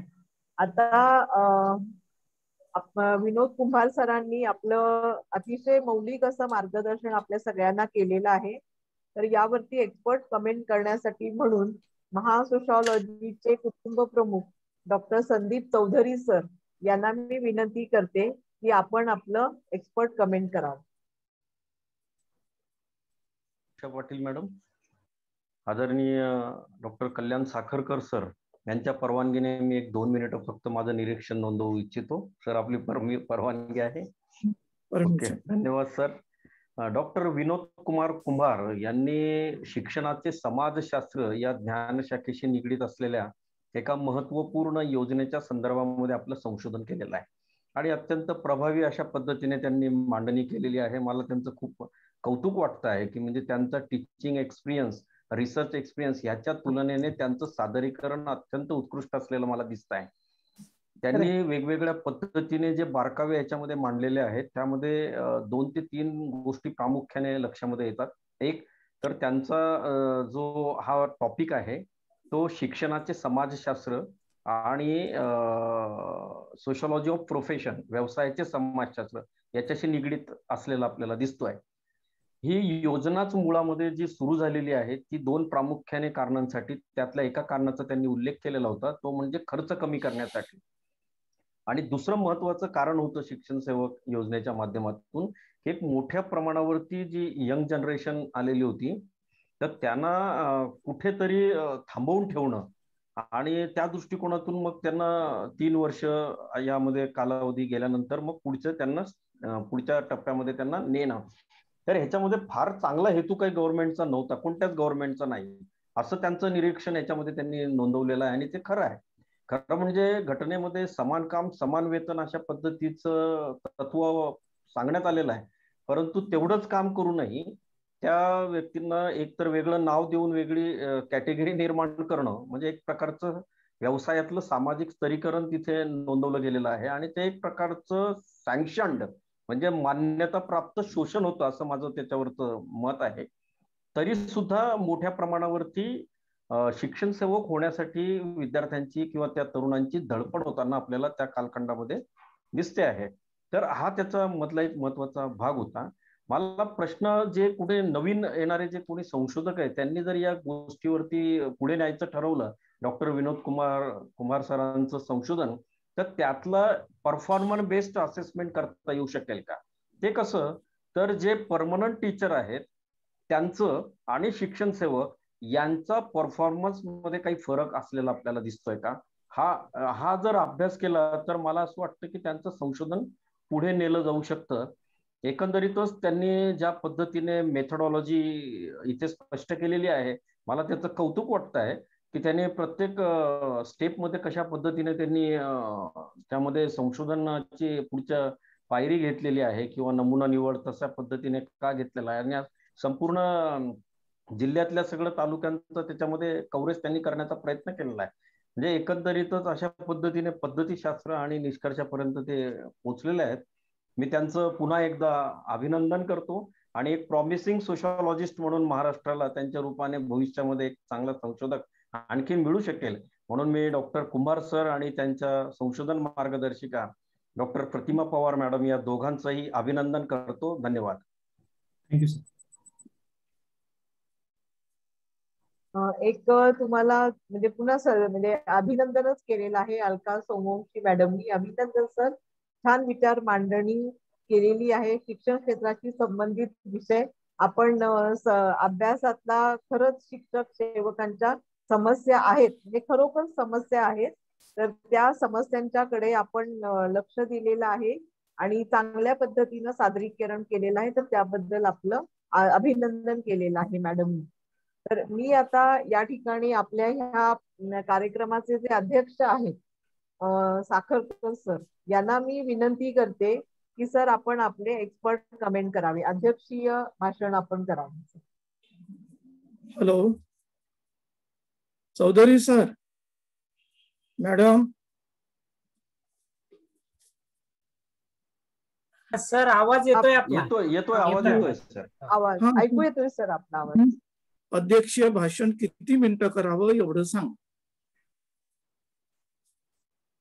हॅलो सर, घ्या वेळ घ्या तुम्ही 10 ते 15 मिनिटं. तुमचा जो एक तुमची जी सीमा आहे ते मला सांगा. विषय मोठा आहे. हो 7:30 आपण संपवतो सर. म्हणजे 15 मिनिटं माझ्याकडे आहे. हो फक्त 2 मिनिटं आभार प्रदर्शनासाठी राहू द्या मॅडमला. ओके म्हणून मी विचारलं सर. Okay thank you. महासोशिओलॉजीचे कौटुंबिक प्रमुख डॉक्टर संदीप चौधरी यांची एक संकल्पना आणि त्या संकल्पनेअंतर्गत प्रॉमिसिंग सोशिओलॉजीचं आयोजन त्यांनी केलं. 58वं हे आयोजन नियोजन आहे. या प्रसंगी उपस्थित सर्वांचं स्वागत मी करतोय. विशेषतः doctor Narayan Chaudhari, doctor Sandeep Chaudhari, doctor Arjun Jadhav, Shriram Khade, Snehlata Mankar, Priyadarshan Bhore आणि संजय कांबळे. आजच्या साधारण व्यक्ती म्हणून डॉक्टर विनोद कुमार कुंभार यांचा आचार्य पदवीचा विषय शिक्षण सेवक योजना, धोरण आणि वस्तुस्थिती या विषयावर सरांनी अतिशय वस्तुनिष्ठ पद्धतीने आपलं विवेचन केलं. 7 संशोधकांनी उत्तम पद्धतीने अभिप्राय व्यक्त केला. सरांनी जे विश्लेषण केलं त्यावर मी फारसं बोलणार नाही, कारण की आपण सर्वांनी ते ऐकलेलं आहे.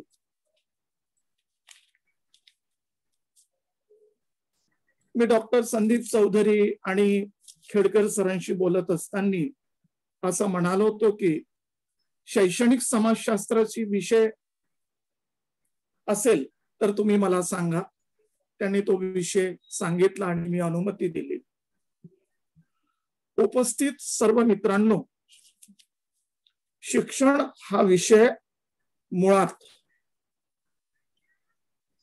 शुद्ध पर्यावरणाचा आहे असं आपण म्हणूया. वैदिक कालखंड पर्यंत म्हणजे उत्तर वैदिक कालखंडाच्या पूर्वी जी मातृसत्ताक कुटुंब पद्धती होती त्यामध्ये शुद्ध शैक्षणिक पर्यावरण आणि उच्च श्रेणीतील शिक्षकांचा दर्जा अधोरेखित होता, हे माझं पहिलं मत.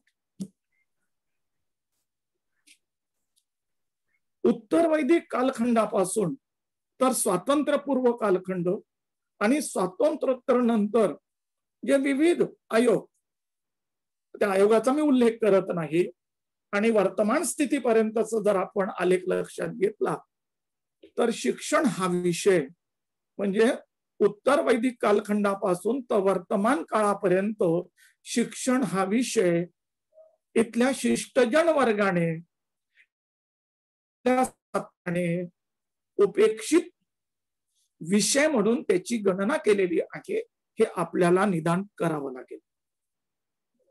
आणि म्हणून या शैक्षणिक पर्यावरणाच्या विरोधामध्ये मग तथागत गौतम बुद्ध, महात्मा ज्योतिराव फुले, राजा राममोहन राय, गोपाळ गणेश आगरकर, डॉक्टर B.R. आंबेडकर यासारख्या समाज सुधारकांनी ज्या काही चळवळी केल्यात आणि त्या चळवळीच्या माध्यमातून शिक्षणाच्या क्षेत्रामध्ये सुधारणा झाली. आता भारतीय संविधानाचा संदर्भ जर आपण लक्षात घेतला तर आपल्याला असं दिसून येते की भारतीय संविधानातील कलम 45 अन्वये स्टेट हा शब्द मध्यवर्ती सूचीमध्ये असावा असं नमूद करण्यात आलं. परंतु 1976 मध्ये जी काही घटना दुरुस्ती करण्यात आली त्या घटना दुरुस्तीमुळे शिक्षणाचा विषय केंद्र शासन आणि राज्य शासनाच्या सीमावर्ती सूचीमध्ये अंतर्भूत करण्यात आला. इथे फक्त एक निवेदन करतो तर बाबासाहेब आंबेडकरांचं.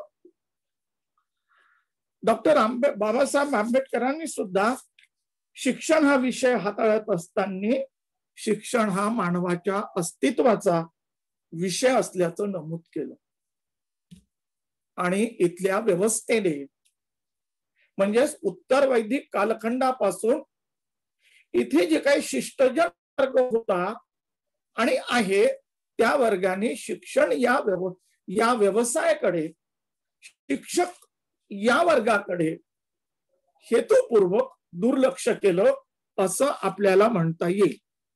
फ्रेंच विचारवंत एल्युझरने शासक वर्ग सर्वप्रथम शोषणाधिष्ठित संस्कृतीच्या वर्गात सर्वप्रथम अधीनता मिळवितो आणि त्यानंतर या संस्कृतीच्या आधारे सामाजिक आणि शैक्षणिक विषमतेचे पुनरुत्पादन करीत असतो, हे विधान वर्तमान शिक्षण व्यवस्थेमध्ये लागू होत असते.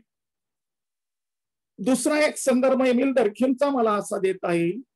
शिक्षणाच्या संदर्भात ते असं म्हणतात की सामाजिकरणाच्या प्रक्रियेतून नवीन पिढीतील मुलांच्या वैचारिक, शारीरिक आणि नैतिक अवस्थेप्रती जागरूकता आणि संवेदना निर्माण करून त्यांचा समग्र विकास करणे होय.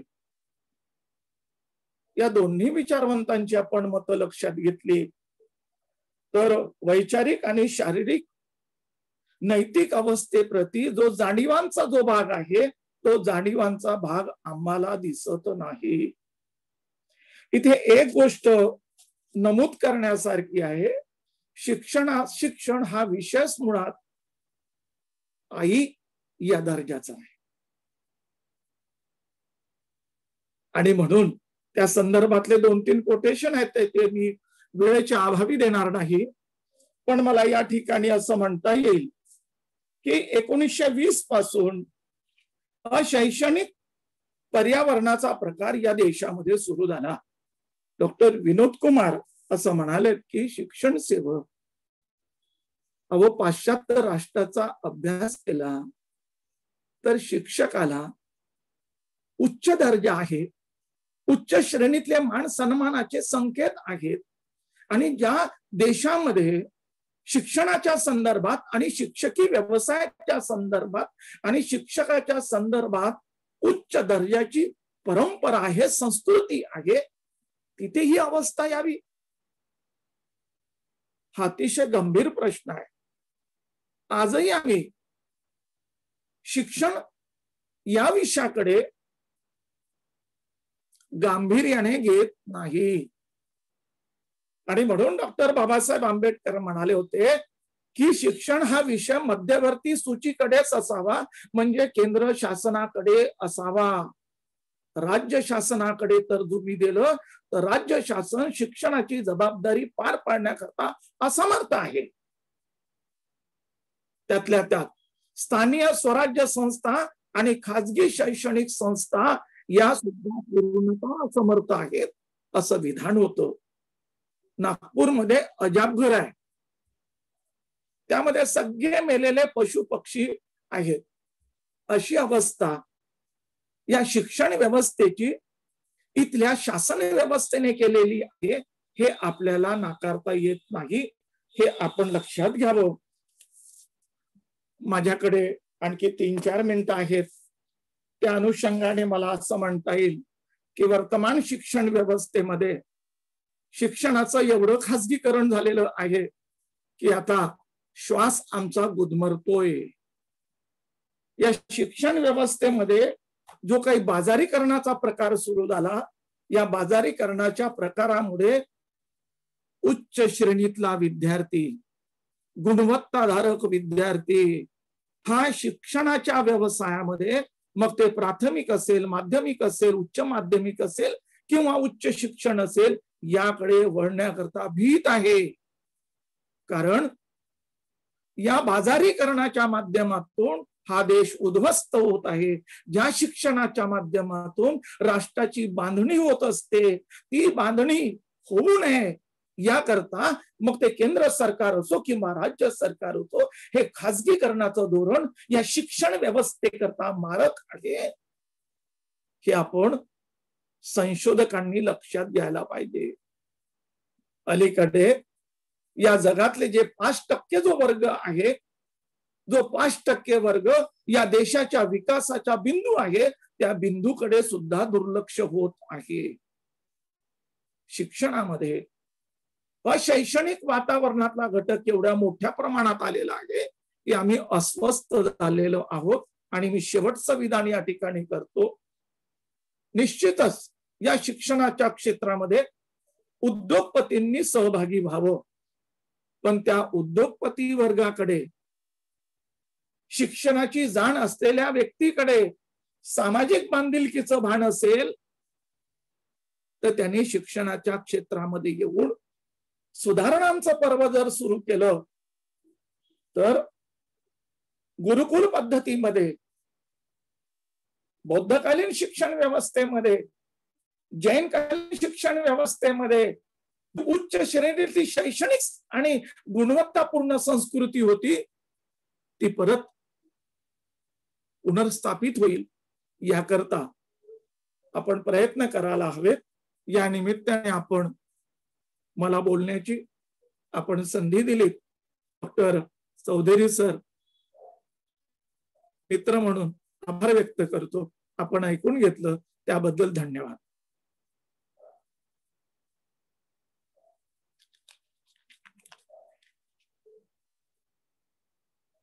हॅलो. हा मॅडम, आपला धन्यवाद सर. धन्यवाद ओके. सर. आपण शिक्षण क्षेत्रातलं खूपच विदारक वास्तव आणि बाजारीकरणाच्या बद्दलचं आपण जे मत रोखठोक मांडलेलं आहे ते अतिशय योग्य आहे सर. कारण नवीन एज्युकेशनल पॉलिसी आणि जे तुम्ही असे उल्लेख केले की व्यापारीकरण व्हायला लागलेलं आहे, आणि जो तर शेवटचा मुद्दा आपल्या भाषणातला होता की व्यापाऱ्यांनी किंवा उद्योगपतींनी जर शिक्षण क्षेत्रात यायचं असेल तर एक्सपर्ट म्हणून यायला पाहिजे, व्यवसाय करण्यासाठी त्यांनी यायला नको आहे. हे जे आपण मत मांडले हे अतिशय योग्य आहे आणि आजच्या शिक्षण व्यवस्थेमध्ये या गोष्टीला गांभीर्याने बघणं गरजेचं आहे.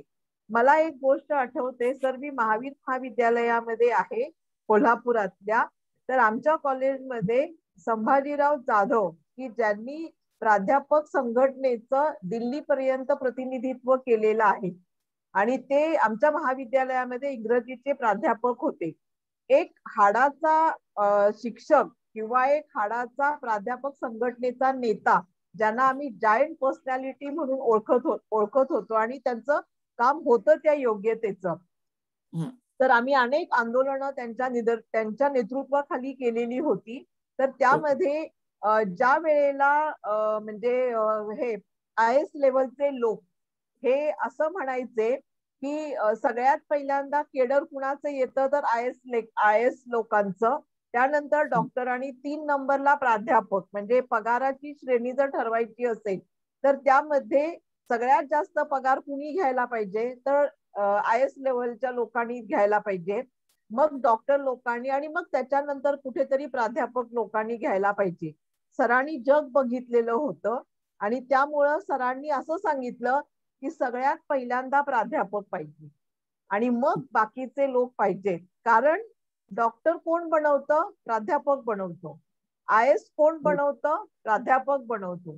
त्यामुळं सगळ्यात वरच्या श्रेणीला प्राध्यापक पाहिजे आणि मग बाकीचे तुम्ही कुणाला कुठं ठेवायचं ते बघा. इतक्या परखडपणानं संभाजीराव जाधव सरांनी प्राध्यापक संघटनेचं नेतृत्व दिल्लीपर्यंत केलेलं होतं. आणि त्यामुळं तुम्ही आता जी मतं मांडलेली आहेत आणि तुम्ही स्वतः आंबेडकर चळवळीशी सक्रिय आहात, त्याचबरोबर फुले आंबेडकर यांच्या चळवळीशी तुम्ही एकमत आहात, म्हणूनच तुम्ही त्यांचं अजूनपर्यंत सक्रियपणानं नेतृत्व करत आहात. तर संभाजीराव जाधवांनी सुद्धा याच पद्धतीचं नेतृत्व केलेलं होतं आणि ज्या पोटतिडकीने तुम्ही आता हे अध्यक्षीय समारोपामध्ये विदारक वास्तव आणलेलं आहे तुम्ही, हे म्हणजे हे खरं आहे की कुणाच्याही हातात खाजगीकरण चालू झालेलं आहे आणि शिक्षण क्षेत्राचा बोजवारा वाजलेला आहे. हे आता म्हणजे आम्ही रिटायर व्हायला लागलोय, आता काही वर्षानंतर आमची रिटायरमेंट आहे, पण पाठीमागं वळून बघताना आम्ही आमच्या नवीन पिढीला काय द्यायला लागलोय? शिदोरीमध्ये आमच्या काय आहे तर रिकामी आहे. कारण आज शिक्षण क्षेत्राचा खेळखंडोबा झालेला आहे. हे सरांनी सांगितलं, हे मलाही खूप चीड येत होती की 3 वर्ष ह्या लोकांना, कारण आम्ही 2 वर्षानंतर आमचं प्रोबेशन काळ संपतो, मग ह्या शिक्षक सेवकांना, आणि हे टर्मिनॉलॉजी चुकीची आहे, शिक्षक सेवक का म्हणायचं त्यांना? कारण प्राध्यापक म्हणून ते समाजामध्ये वावरतात, तर त्यांनी अशा पद्धतीनं त्यांना सेवक म्हणणं आणि 3 वर्षामध्ये त्यांचं परमनंट शिफ्ट पण CR त्यांचा चांगला असेल तर होणार आहे, हे सगळं 3 वर्षापर्यंत त्या शिक्षक सेवकाच्या डोक्यावर टांगती तलवार होती. असं हे सगळं चित्रण म्हणजे सरांनी वास्तवच दर्शन आपल्या समोर ठेवलेलं आहे आणि जास्त जुना नाहीये, 2च वर्षापूर्वी सरांनी ही PhD पदवी संपादन केलेली आहे. तर त्या म्हणजे त्या अनुषंगाने आपलं जे अध्यक्षीय भाषण होतं ते अतिशय समर्पक आहे. योग्यच पद्धतीनं आपलं अध्यक्षीय भाषण आपण केलेलं आहे आणि त्याबद्दल मी महासोशिओलॉजी परिवारातर्फे आपलं मनापासून आभार मानते. आपण वेळात वेळ काढून एक एक्सपर्ट जे आपल्याला मार्गदर्शन हवं आहे त्या पद्धतीचं मार्गदर्शन आपण केलेलं आहे, त्याबद्दल अतिशय मनापासून धन्यवाद सर. आणि त्याचबरोबर महासोशिओलॉजी या सगळ्या परिवारामध्ये जे कुटुंब प्रमुख आहेत, डॉक्टर संदीप चौधरी सर, हे नेहमीच मार्गदर्शन करतात. सर्वांना बरोबर घेऊन जाण्याची त्यांची जी एक पद्धत आहे त्यामुळं सगळ्यांना बरं वाटतं. म्हणजे त्या दिवसापुरतं का होईना आपण सेलिब्रिटी झाल्यासारखं वाटायला लागतो.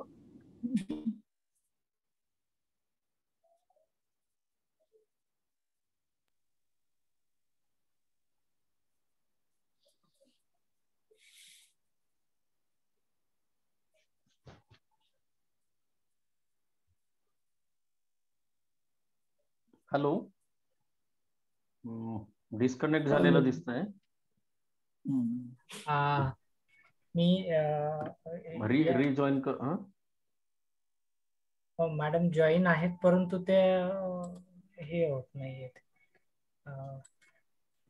ठीक आहे, मी आजच्या या कार्यक्रमाचे अध्यक्ष. एक मिनिट मॅडम, असं म्हटलं की त्या दिवसापुरतं का होईना सेलिब्रिटी वाटतंय. मी थोडं सुधारणा करतो. या दिवसापासून तुम्ही सेलिब्रिटी आहात. ही सुधारणा मी आजच्या म्हणजे साखरकर सरांच्या साक्षीने सांगतो. प्रत्येकामध्ये टॅलेंट आहे. Every person is a resource person. ही बेसलाईन मी माझ्या आयुष्यामध्ये पाळत आलेलो आहे आणि प्रत्येकामध्ये सांगण्यासारखं आहे. काही आपण कमी मानण्याचं काही कारण नाही. इथे आल्यानंतर हे प्रत्येकाच्या मध्ये असलेलं टॅलेंट इथे समोर आपल्याला दिसत आहे आणि माझा बायोडेटा वाढला नाही तरी चालेल, पण माझ्या सहकाऱ्यांचा वाढला पाहिजे, यासाठी मी शेवटपर्यंत काम करणार आहे. धन्यवाद. Thank you sir. मॅडमचे काही प्रॉब्लेम आलेले आहेत, म्हणजे लाईट गेलेली आहे, त्यामुळे मॅडम डिस्कनेक्ट झालेले आहेत. या ठिकाणी आजच्या या कार्यक्रमाचे अध्यक्ष डॉक्टर कल्याण साखरकर सर या ठिकाणी आवर्जून उपस्थित राहिले आणि एक अध्यक्षीय समारोप केला. त्याबद्दल मी महासोशलॉजी परिवाराच्या वतीने मी आपले आभार व्यक्त करतो. तसेच आजच्या कार्यक्रमाचे ज्यांनी उत्कृष्ट असं सादरीकरण या ठिकाणी केलं असे डॉक्टर विनोद कुमार कुंभार सर यांचे देखील मी मनापासून आभार व्यक्त करतो.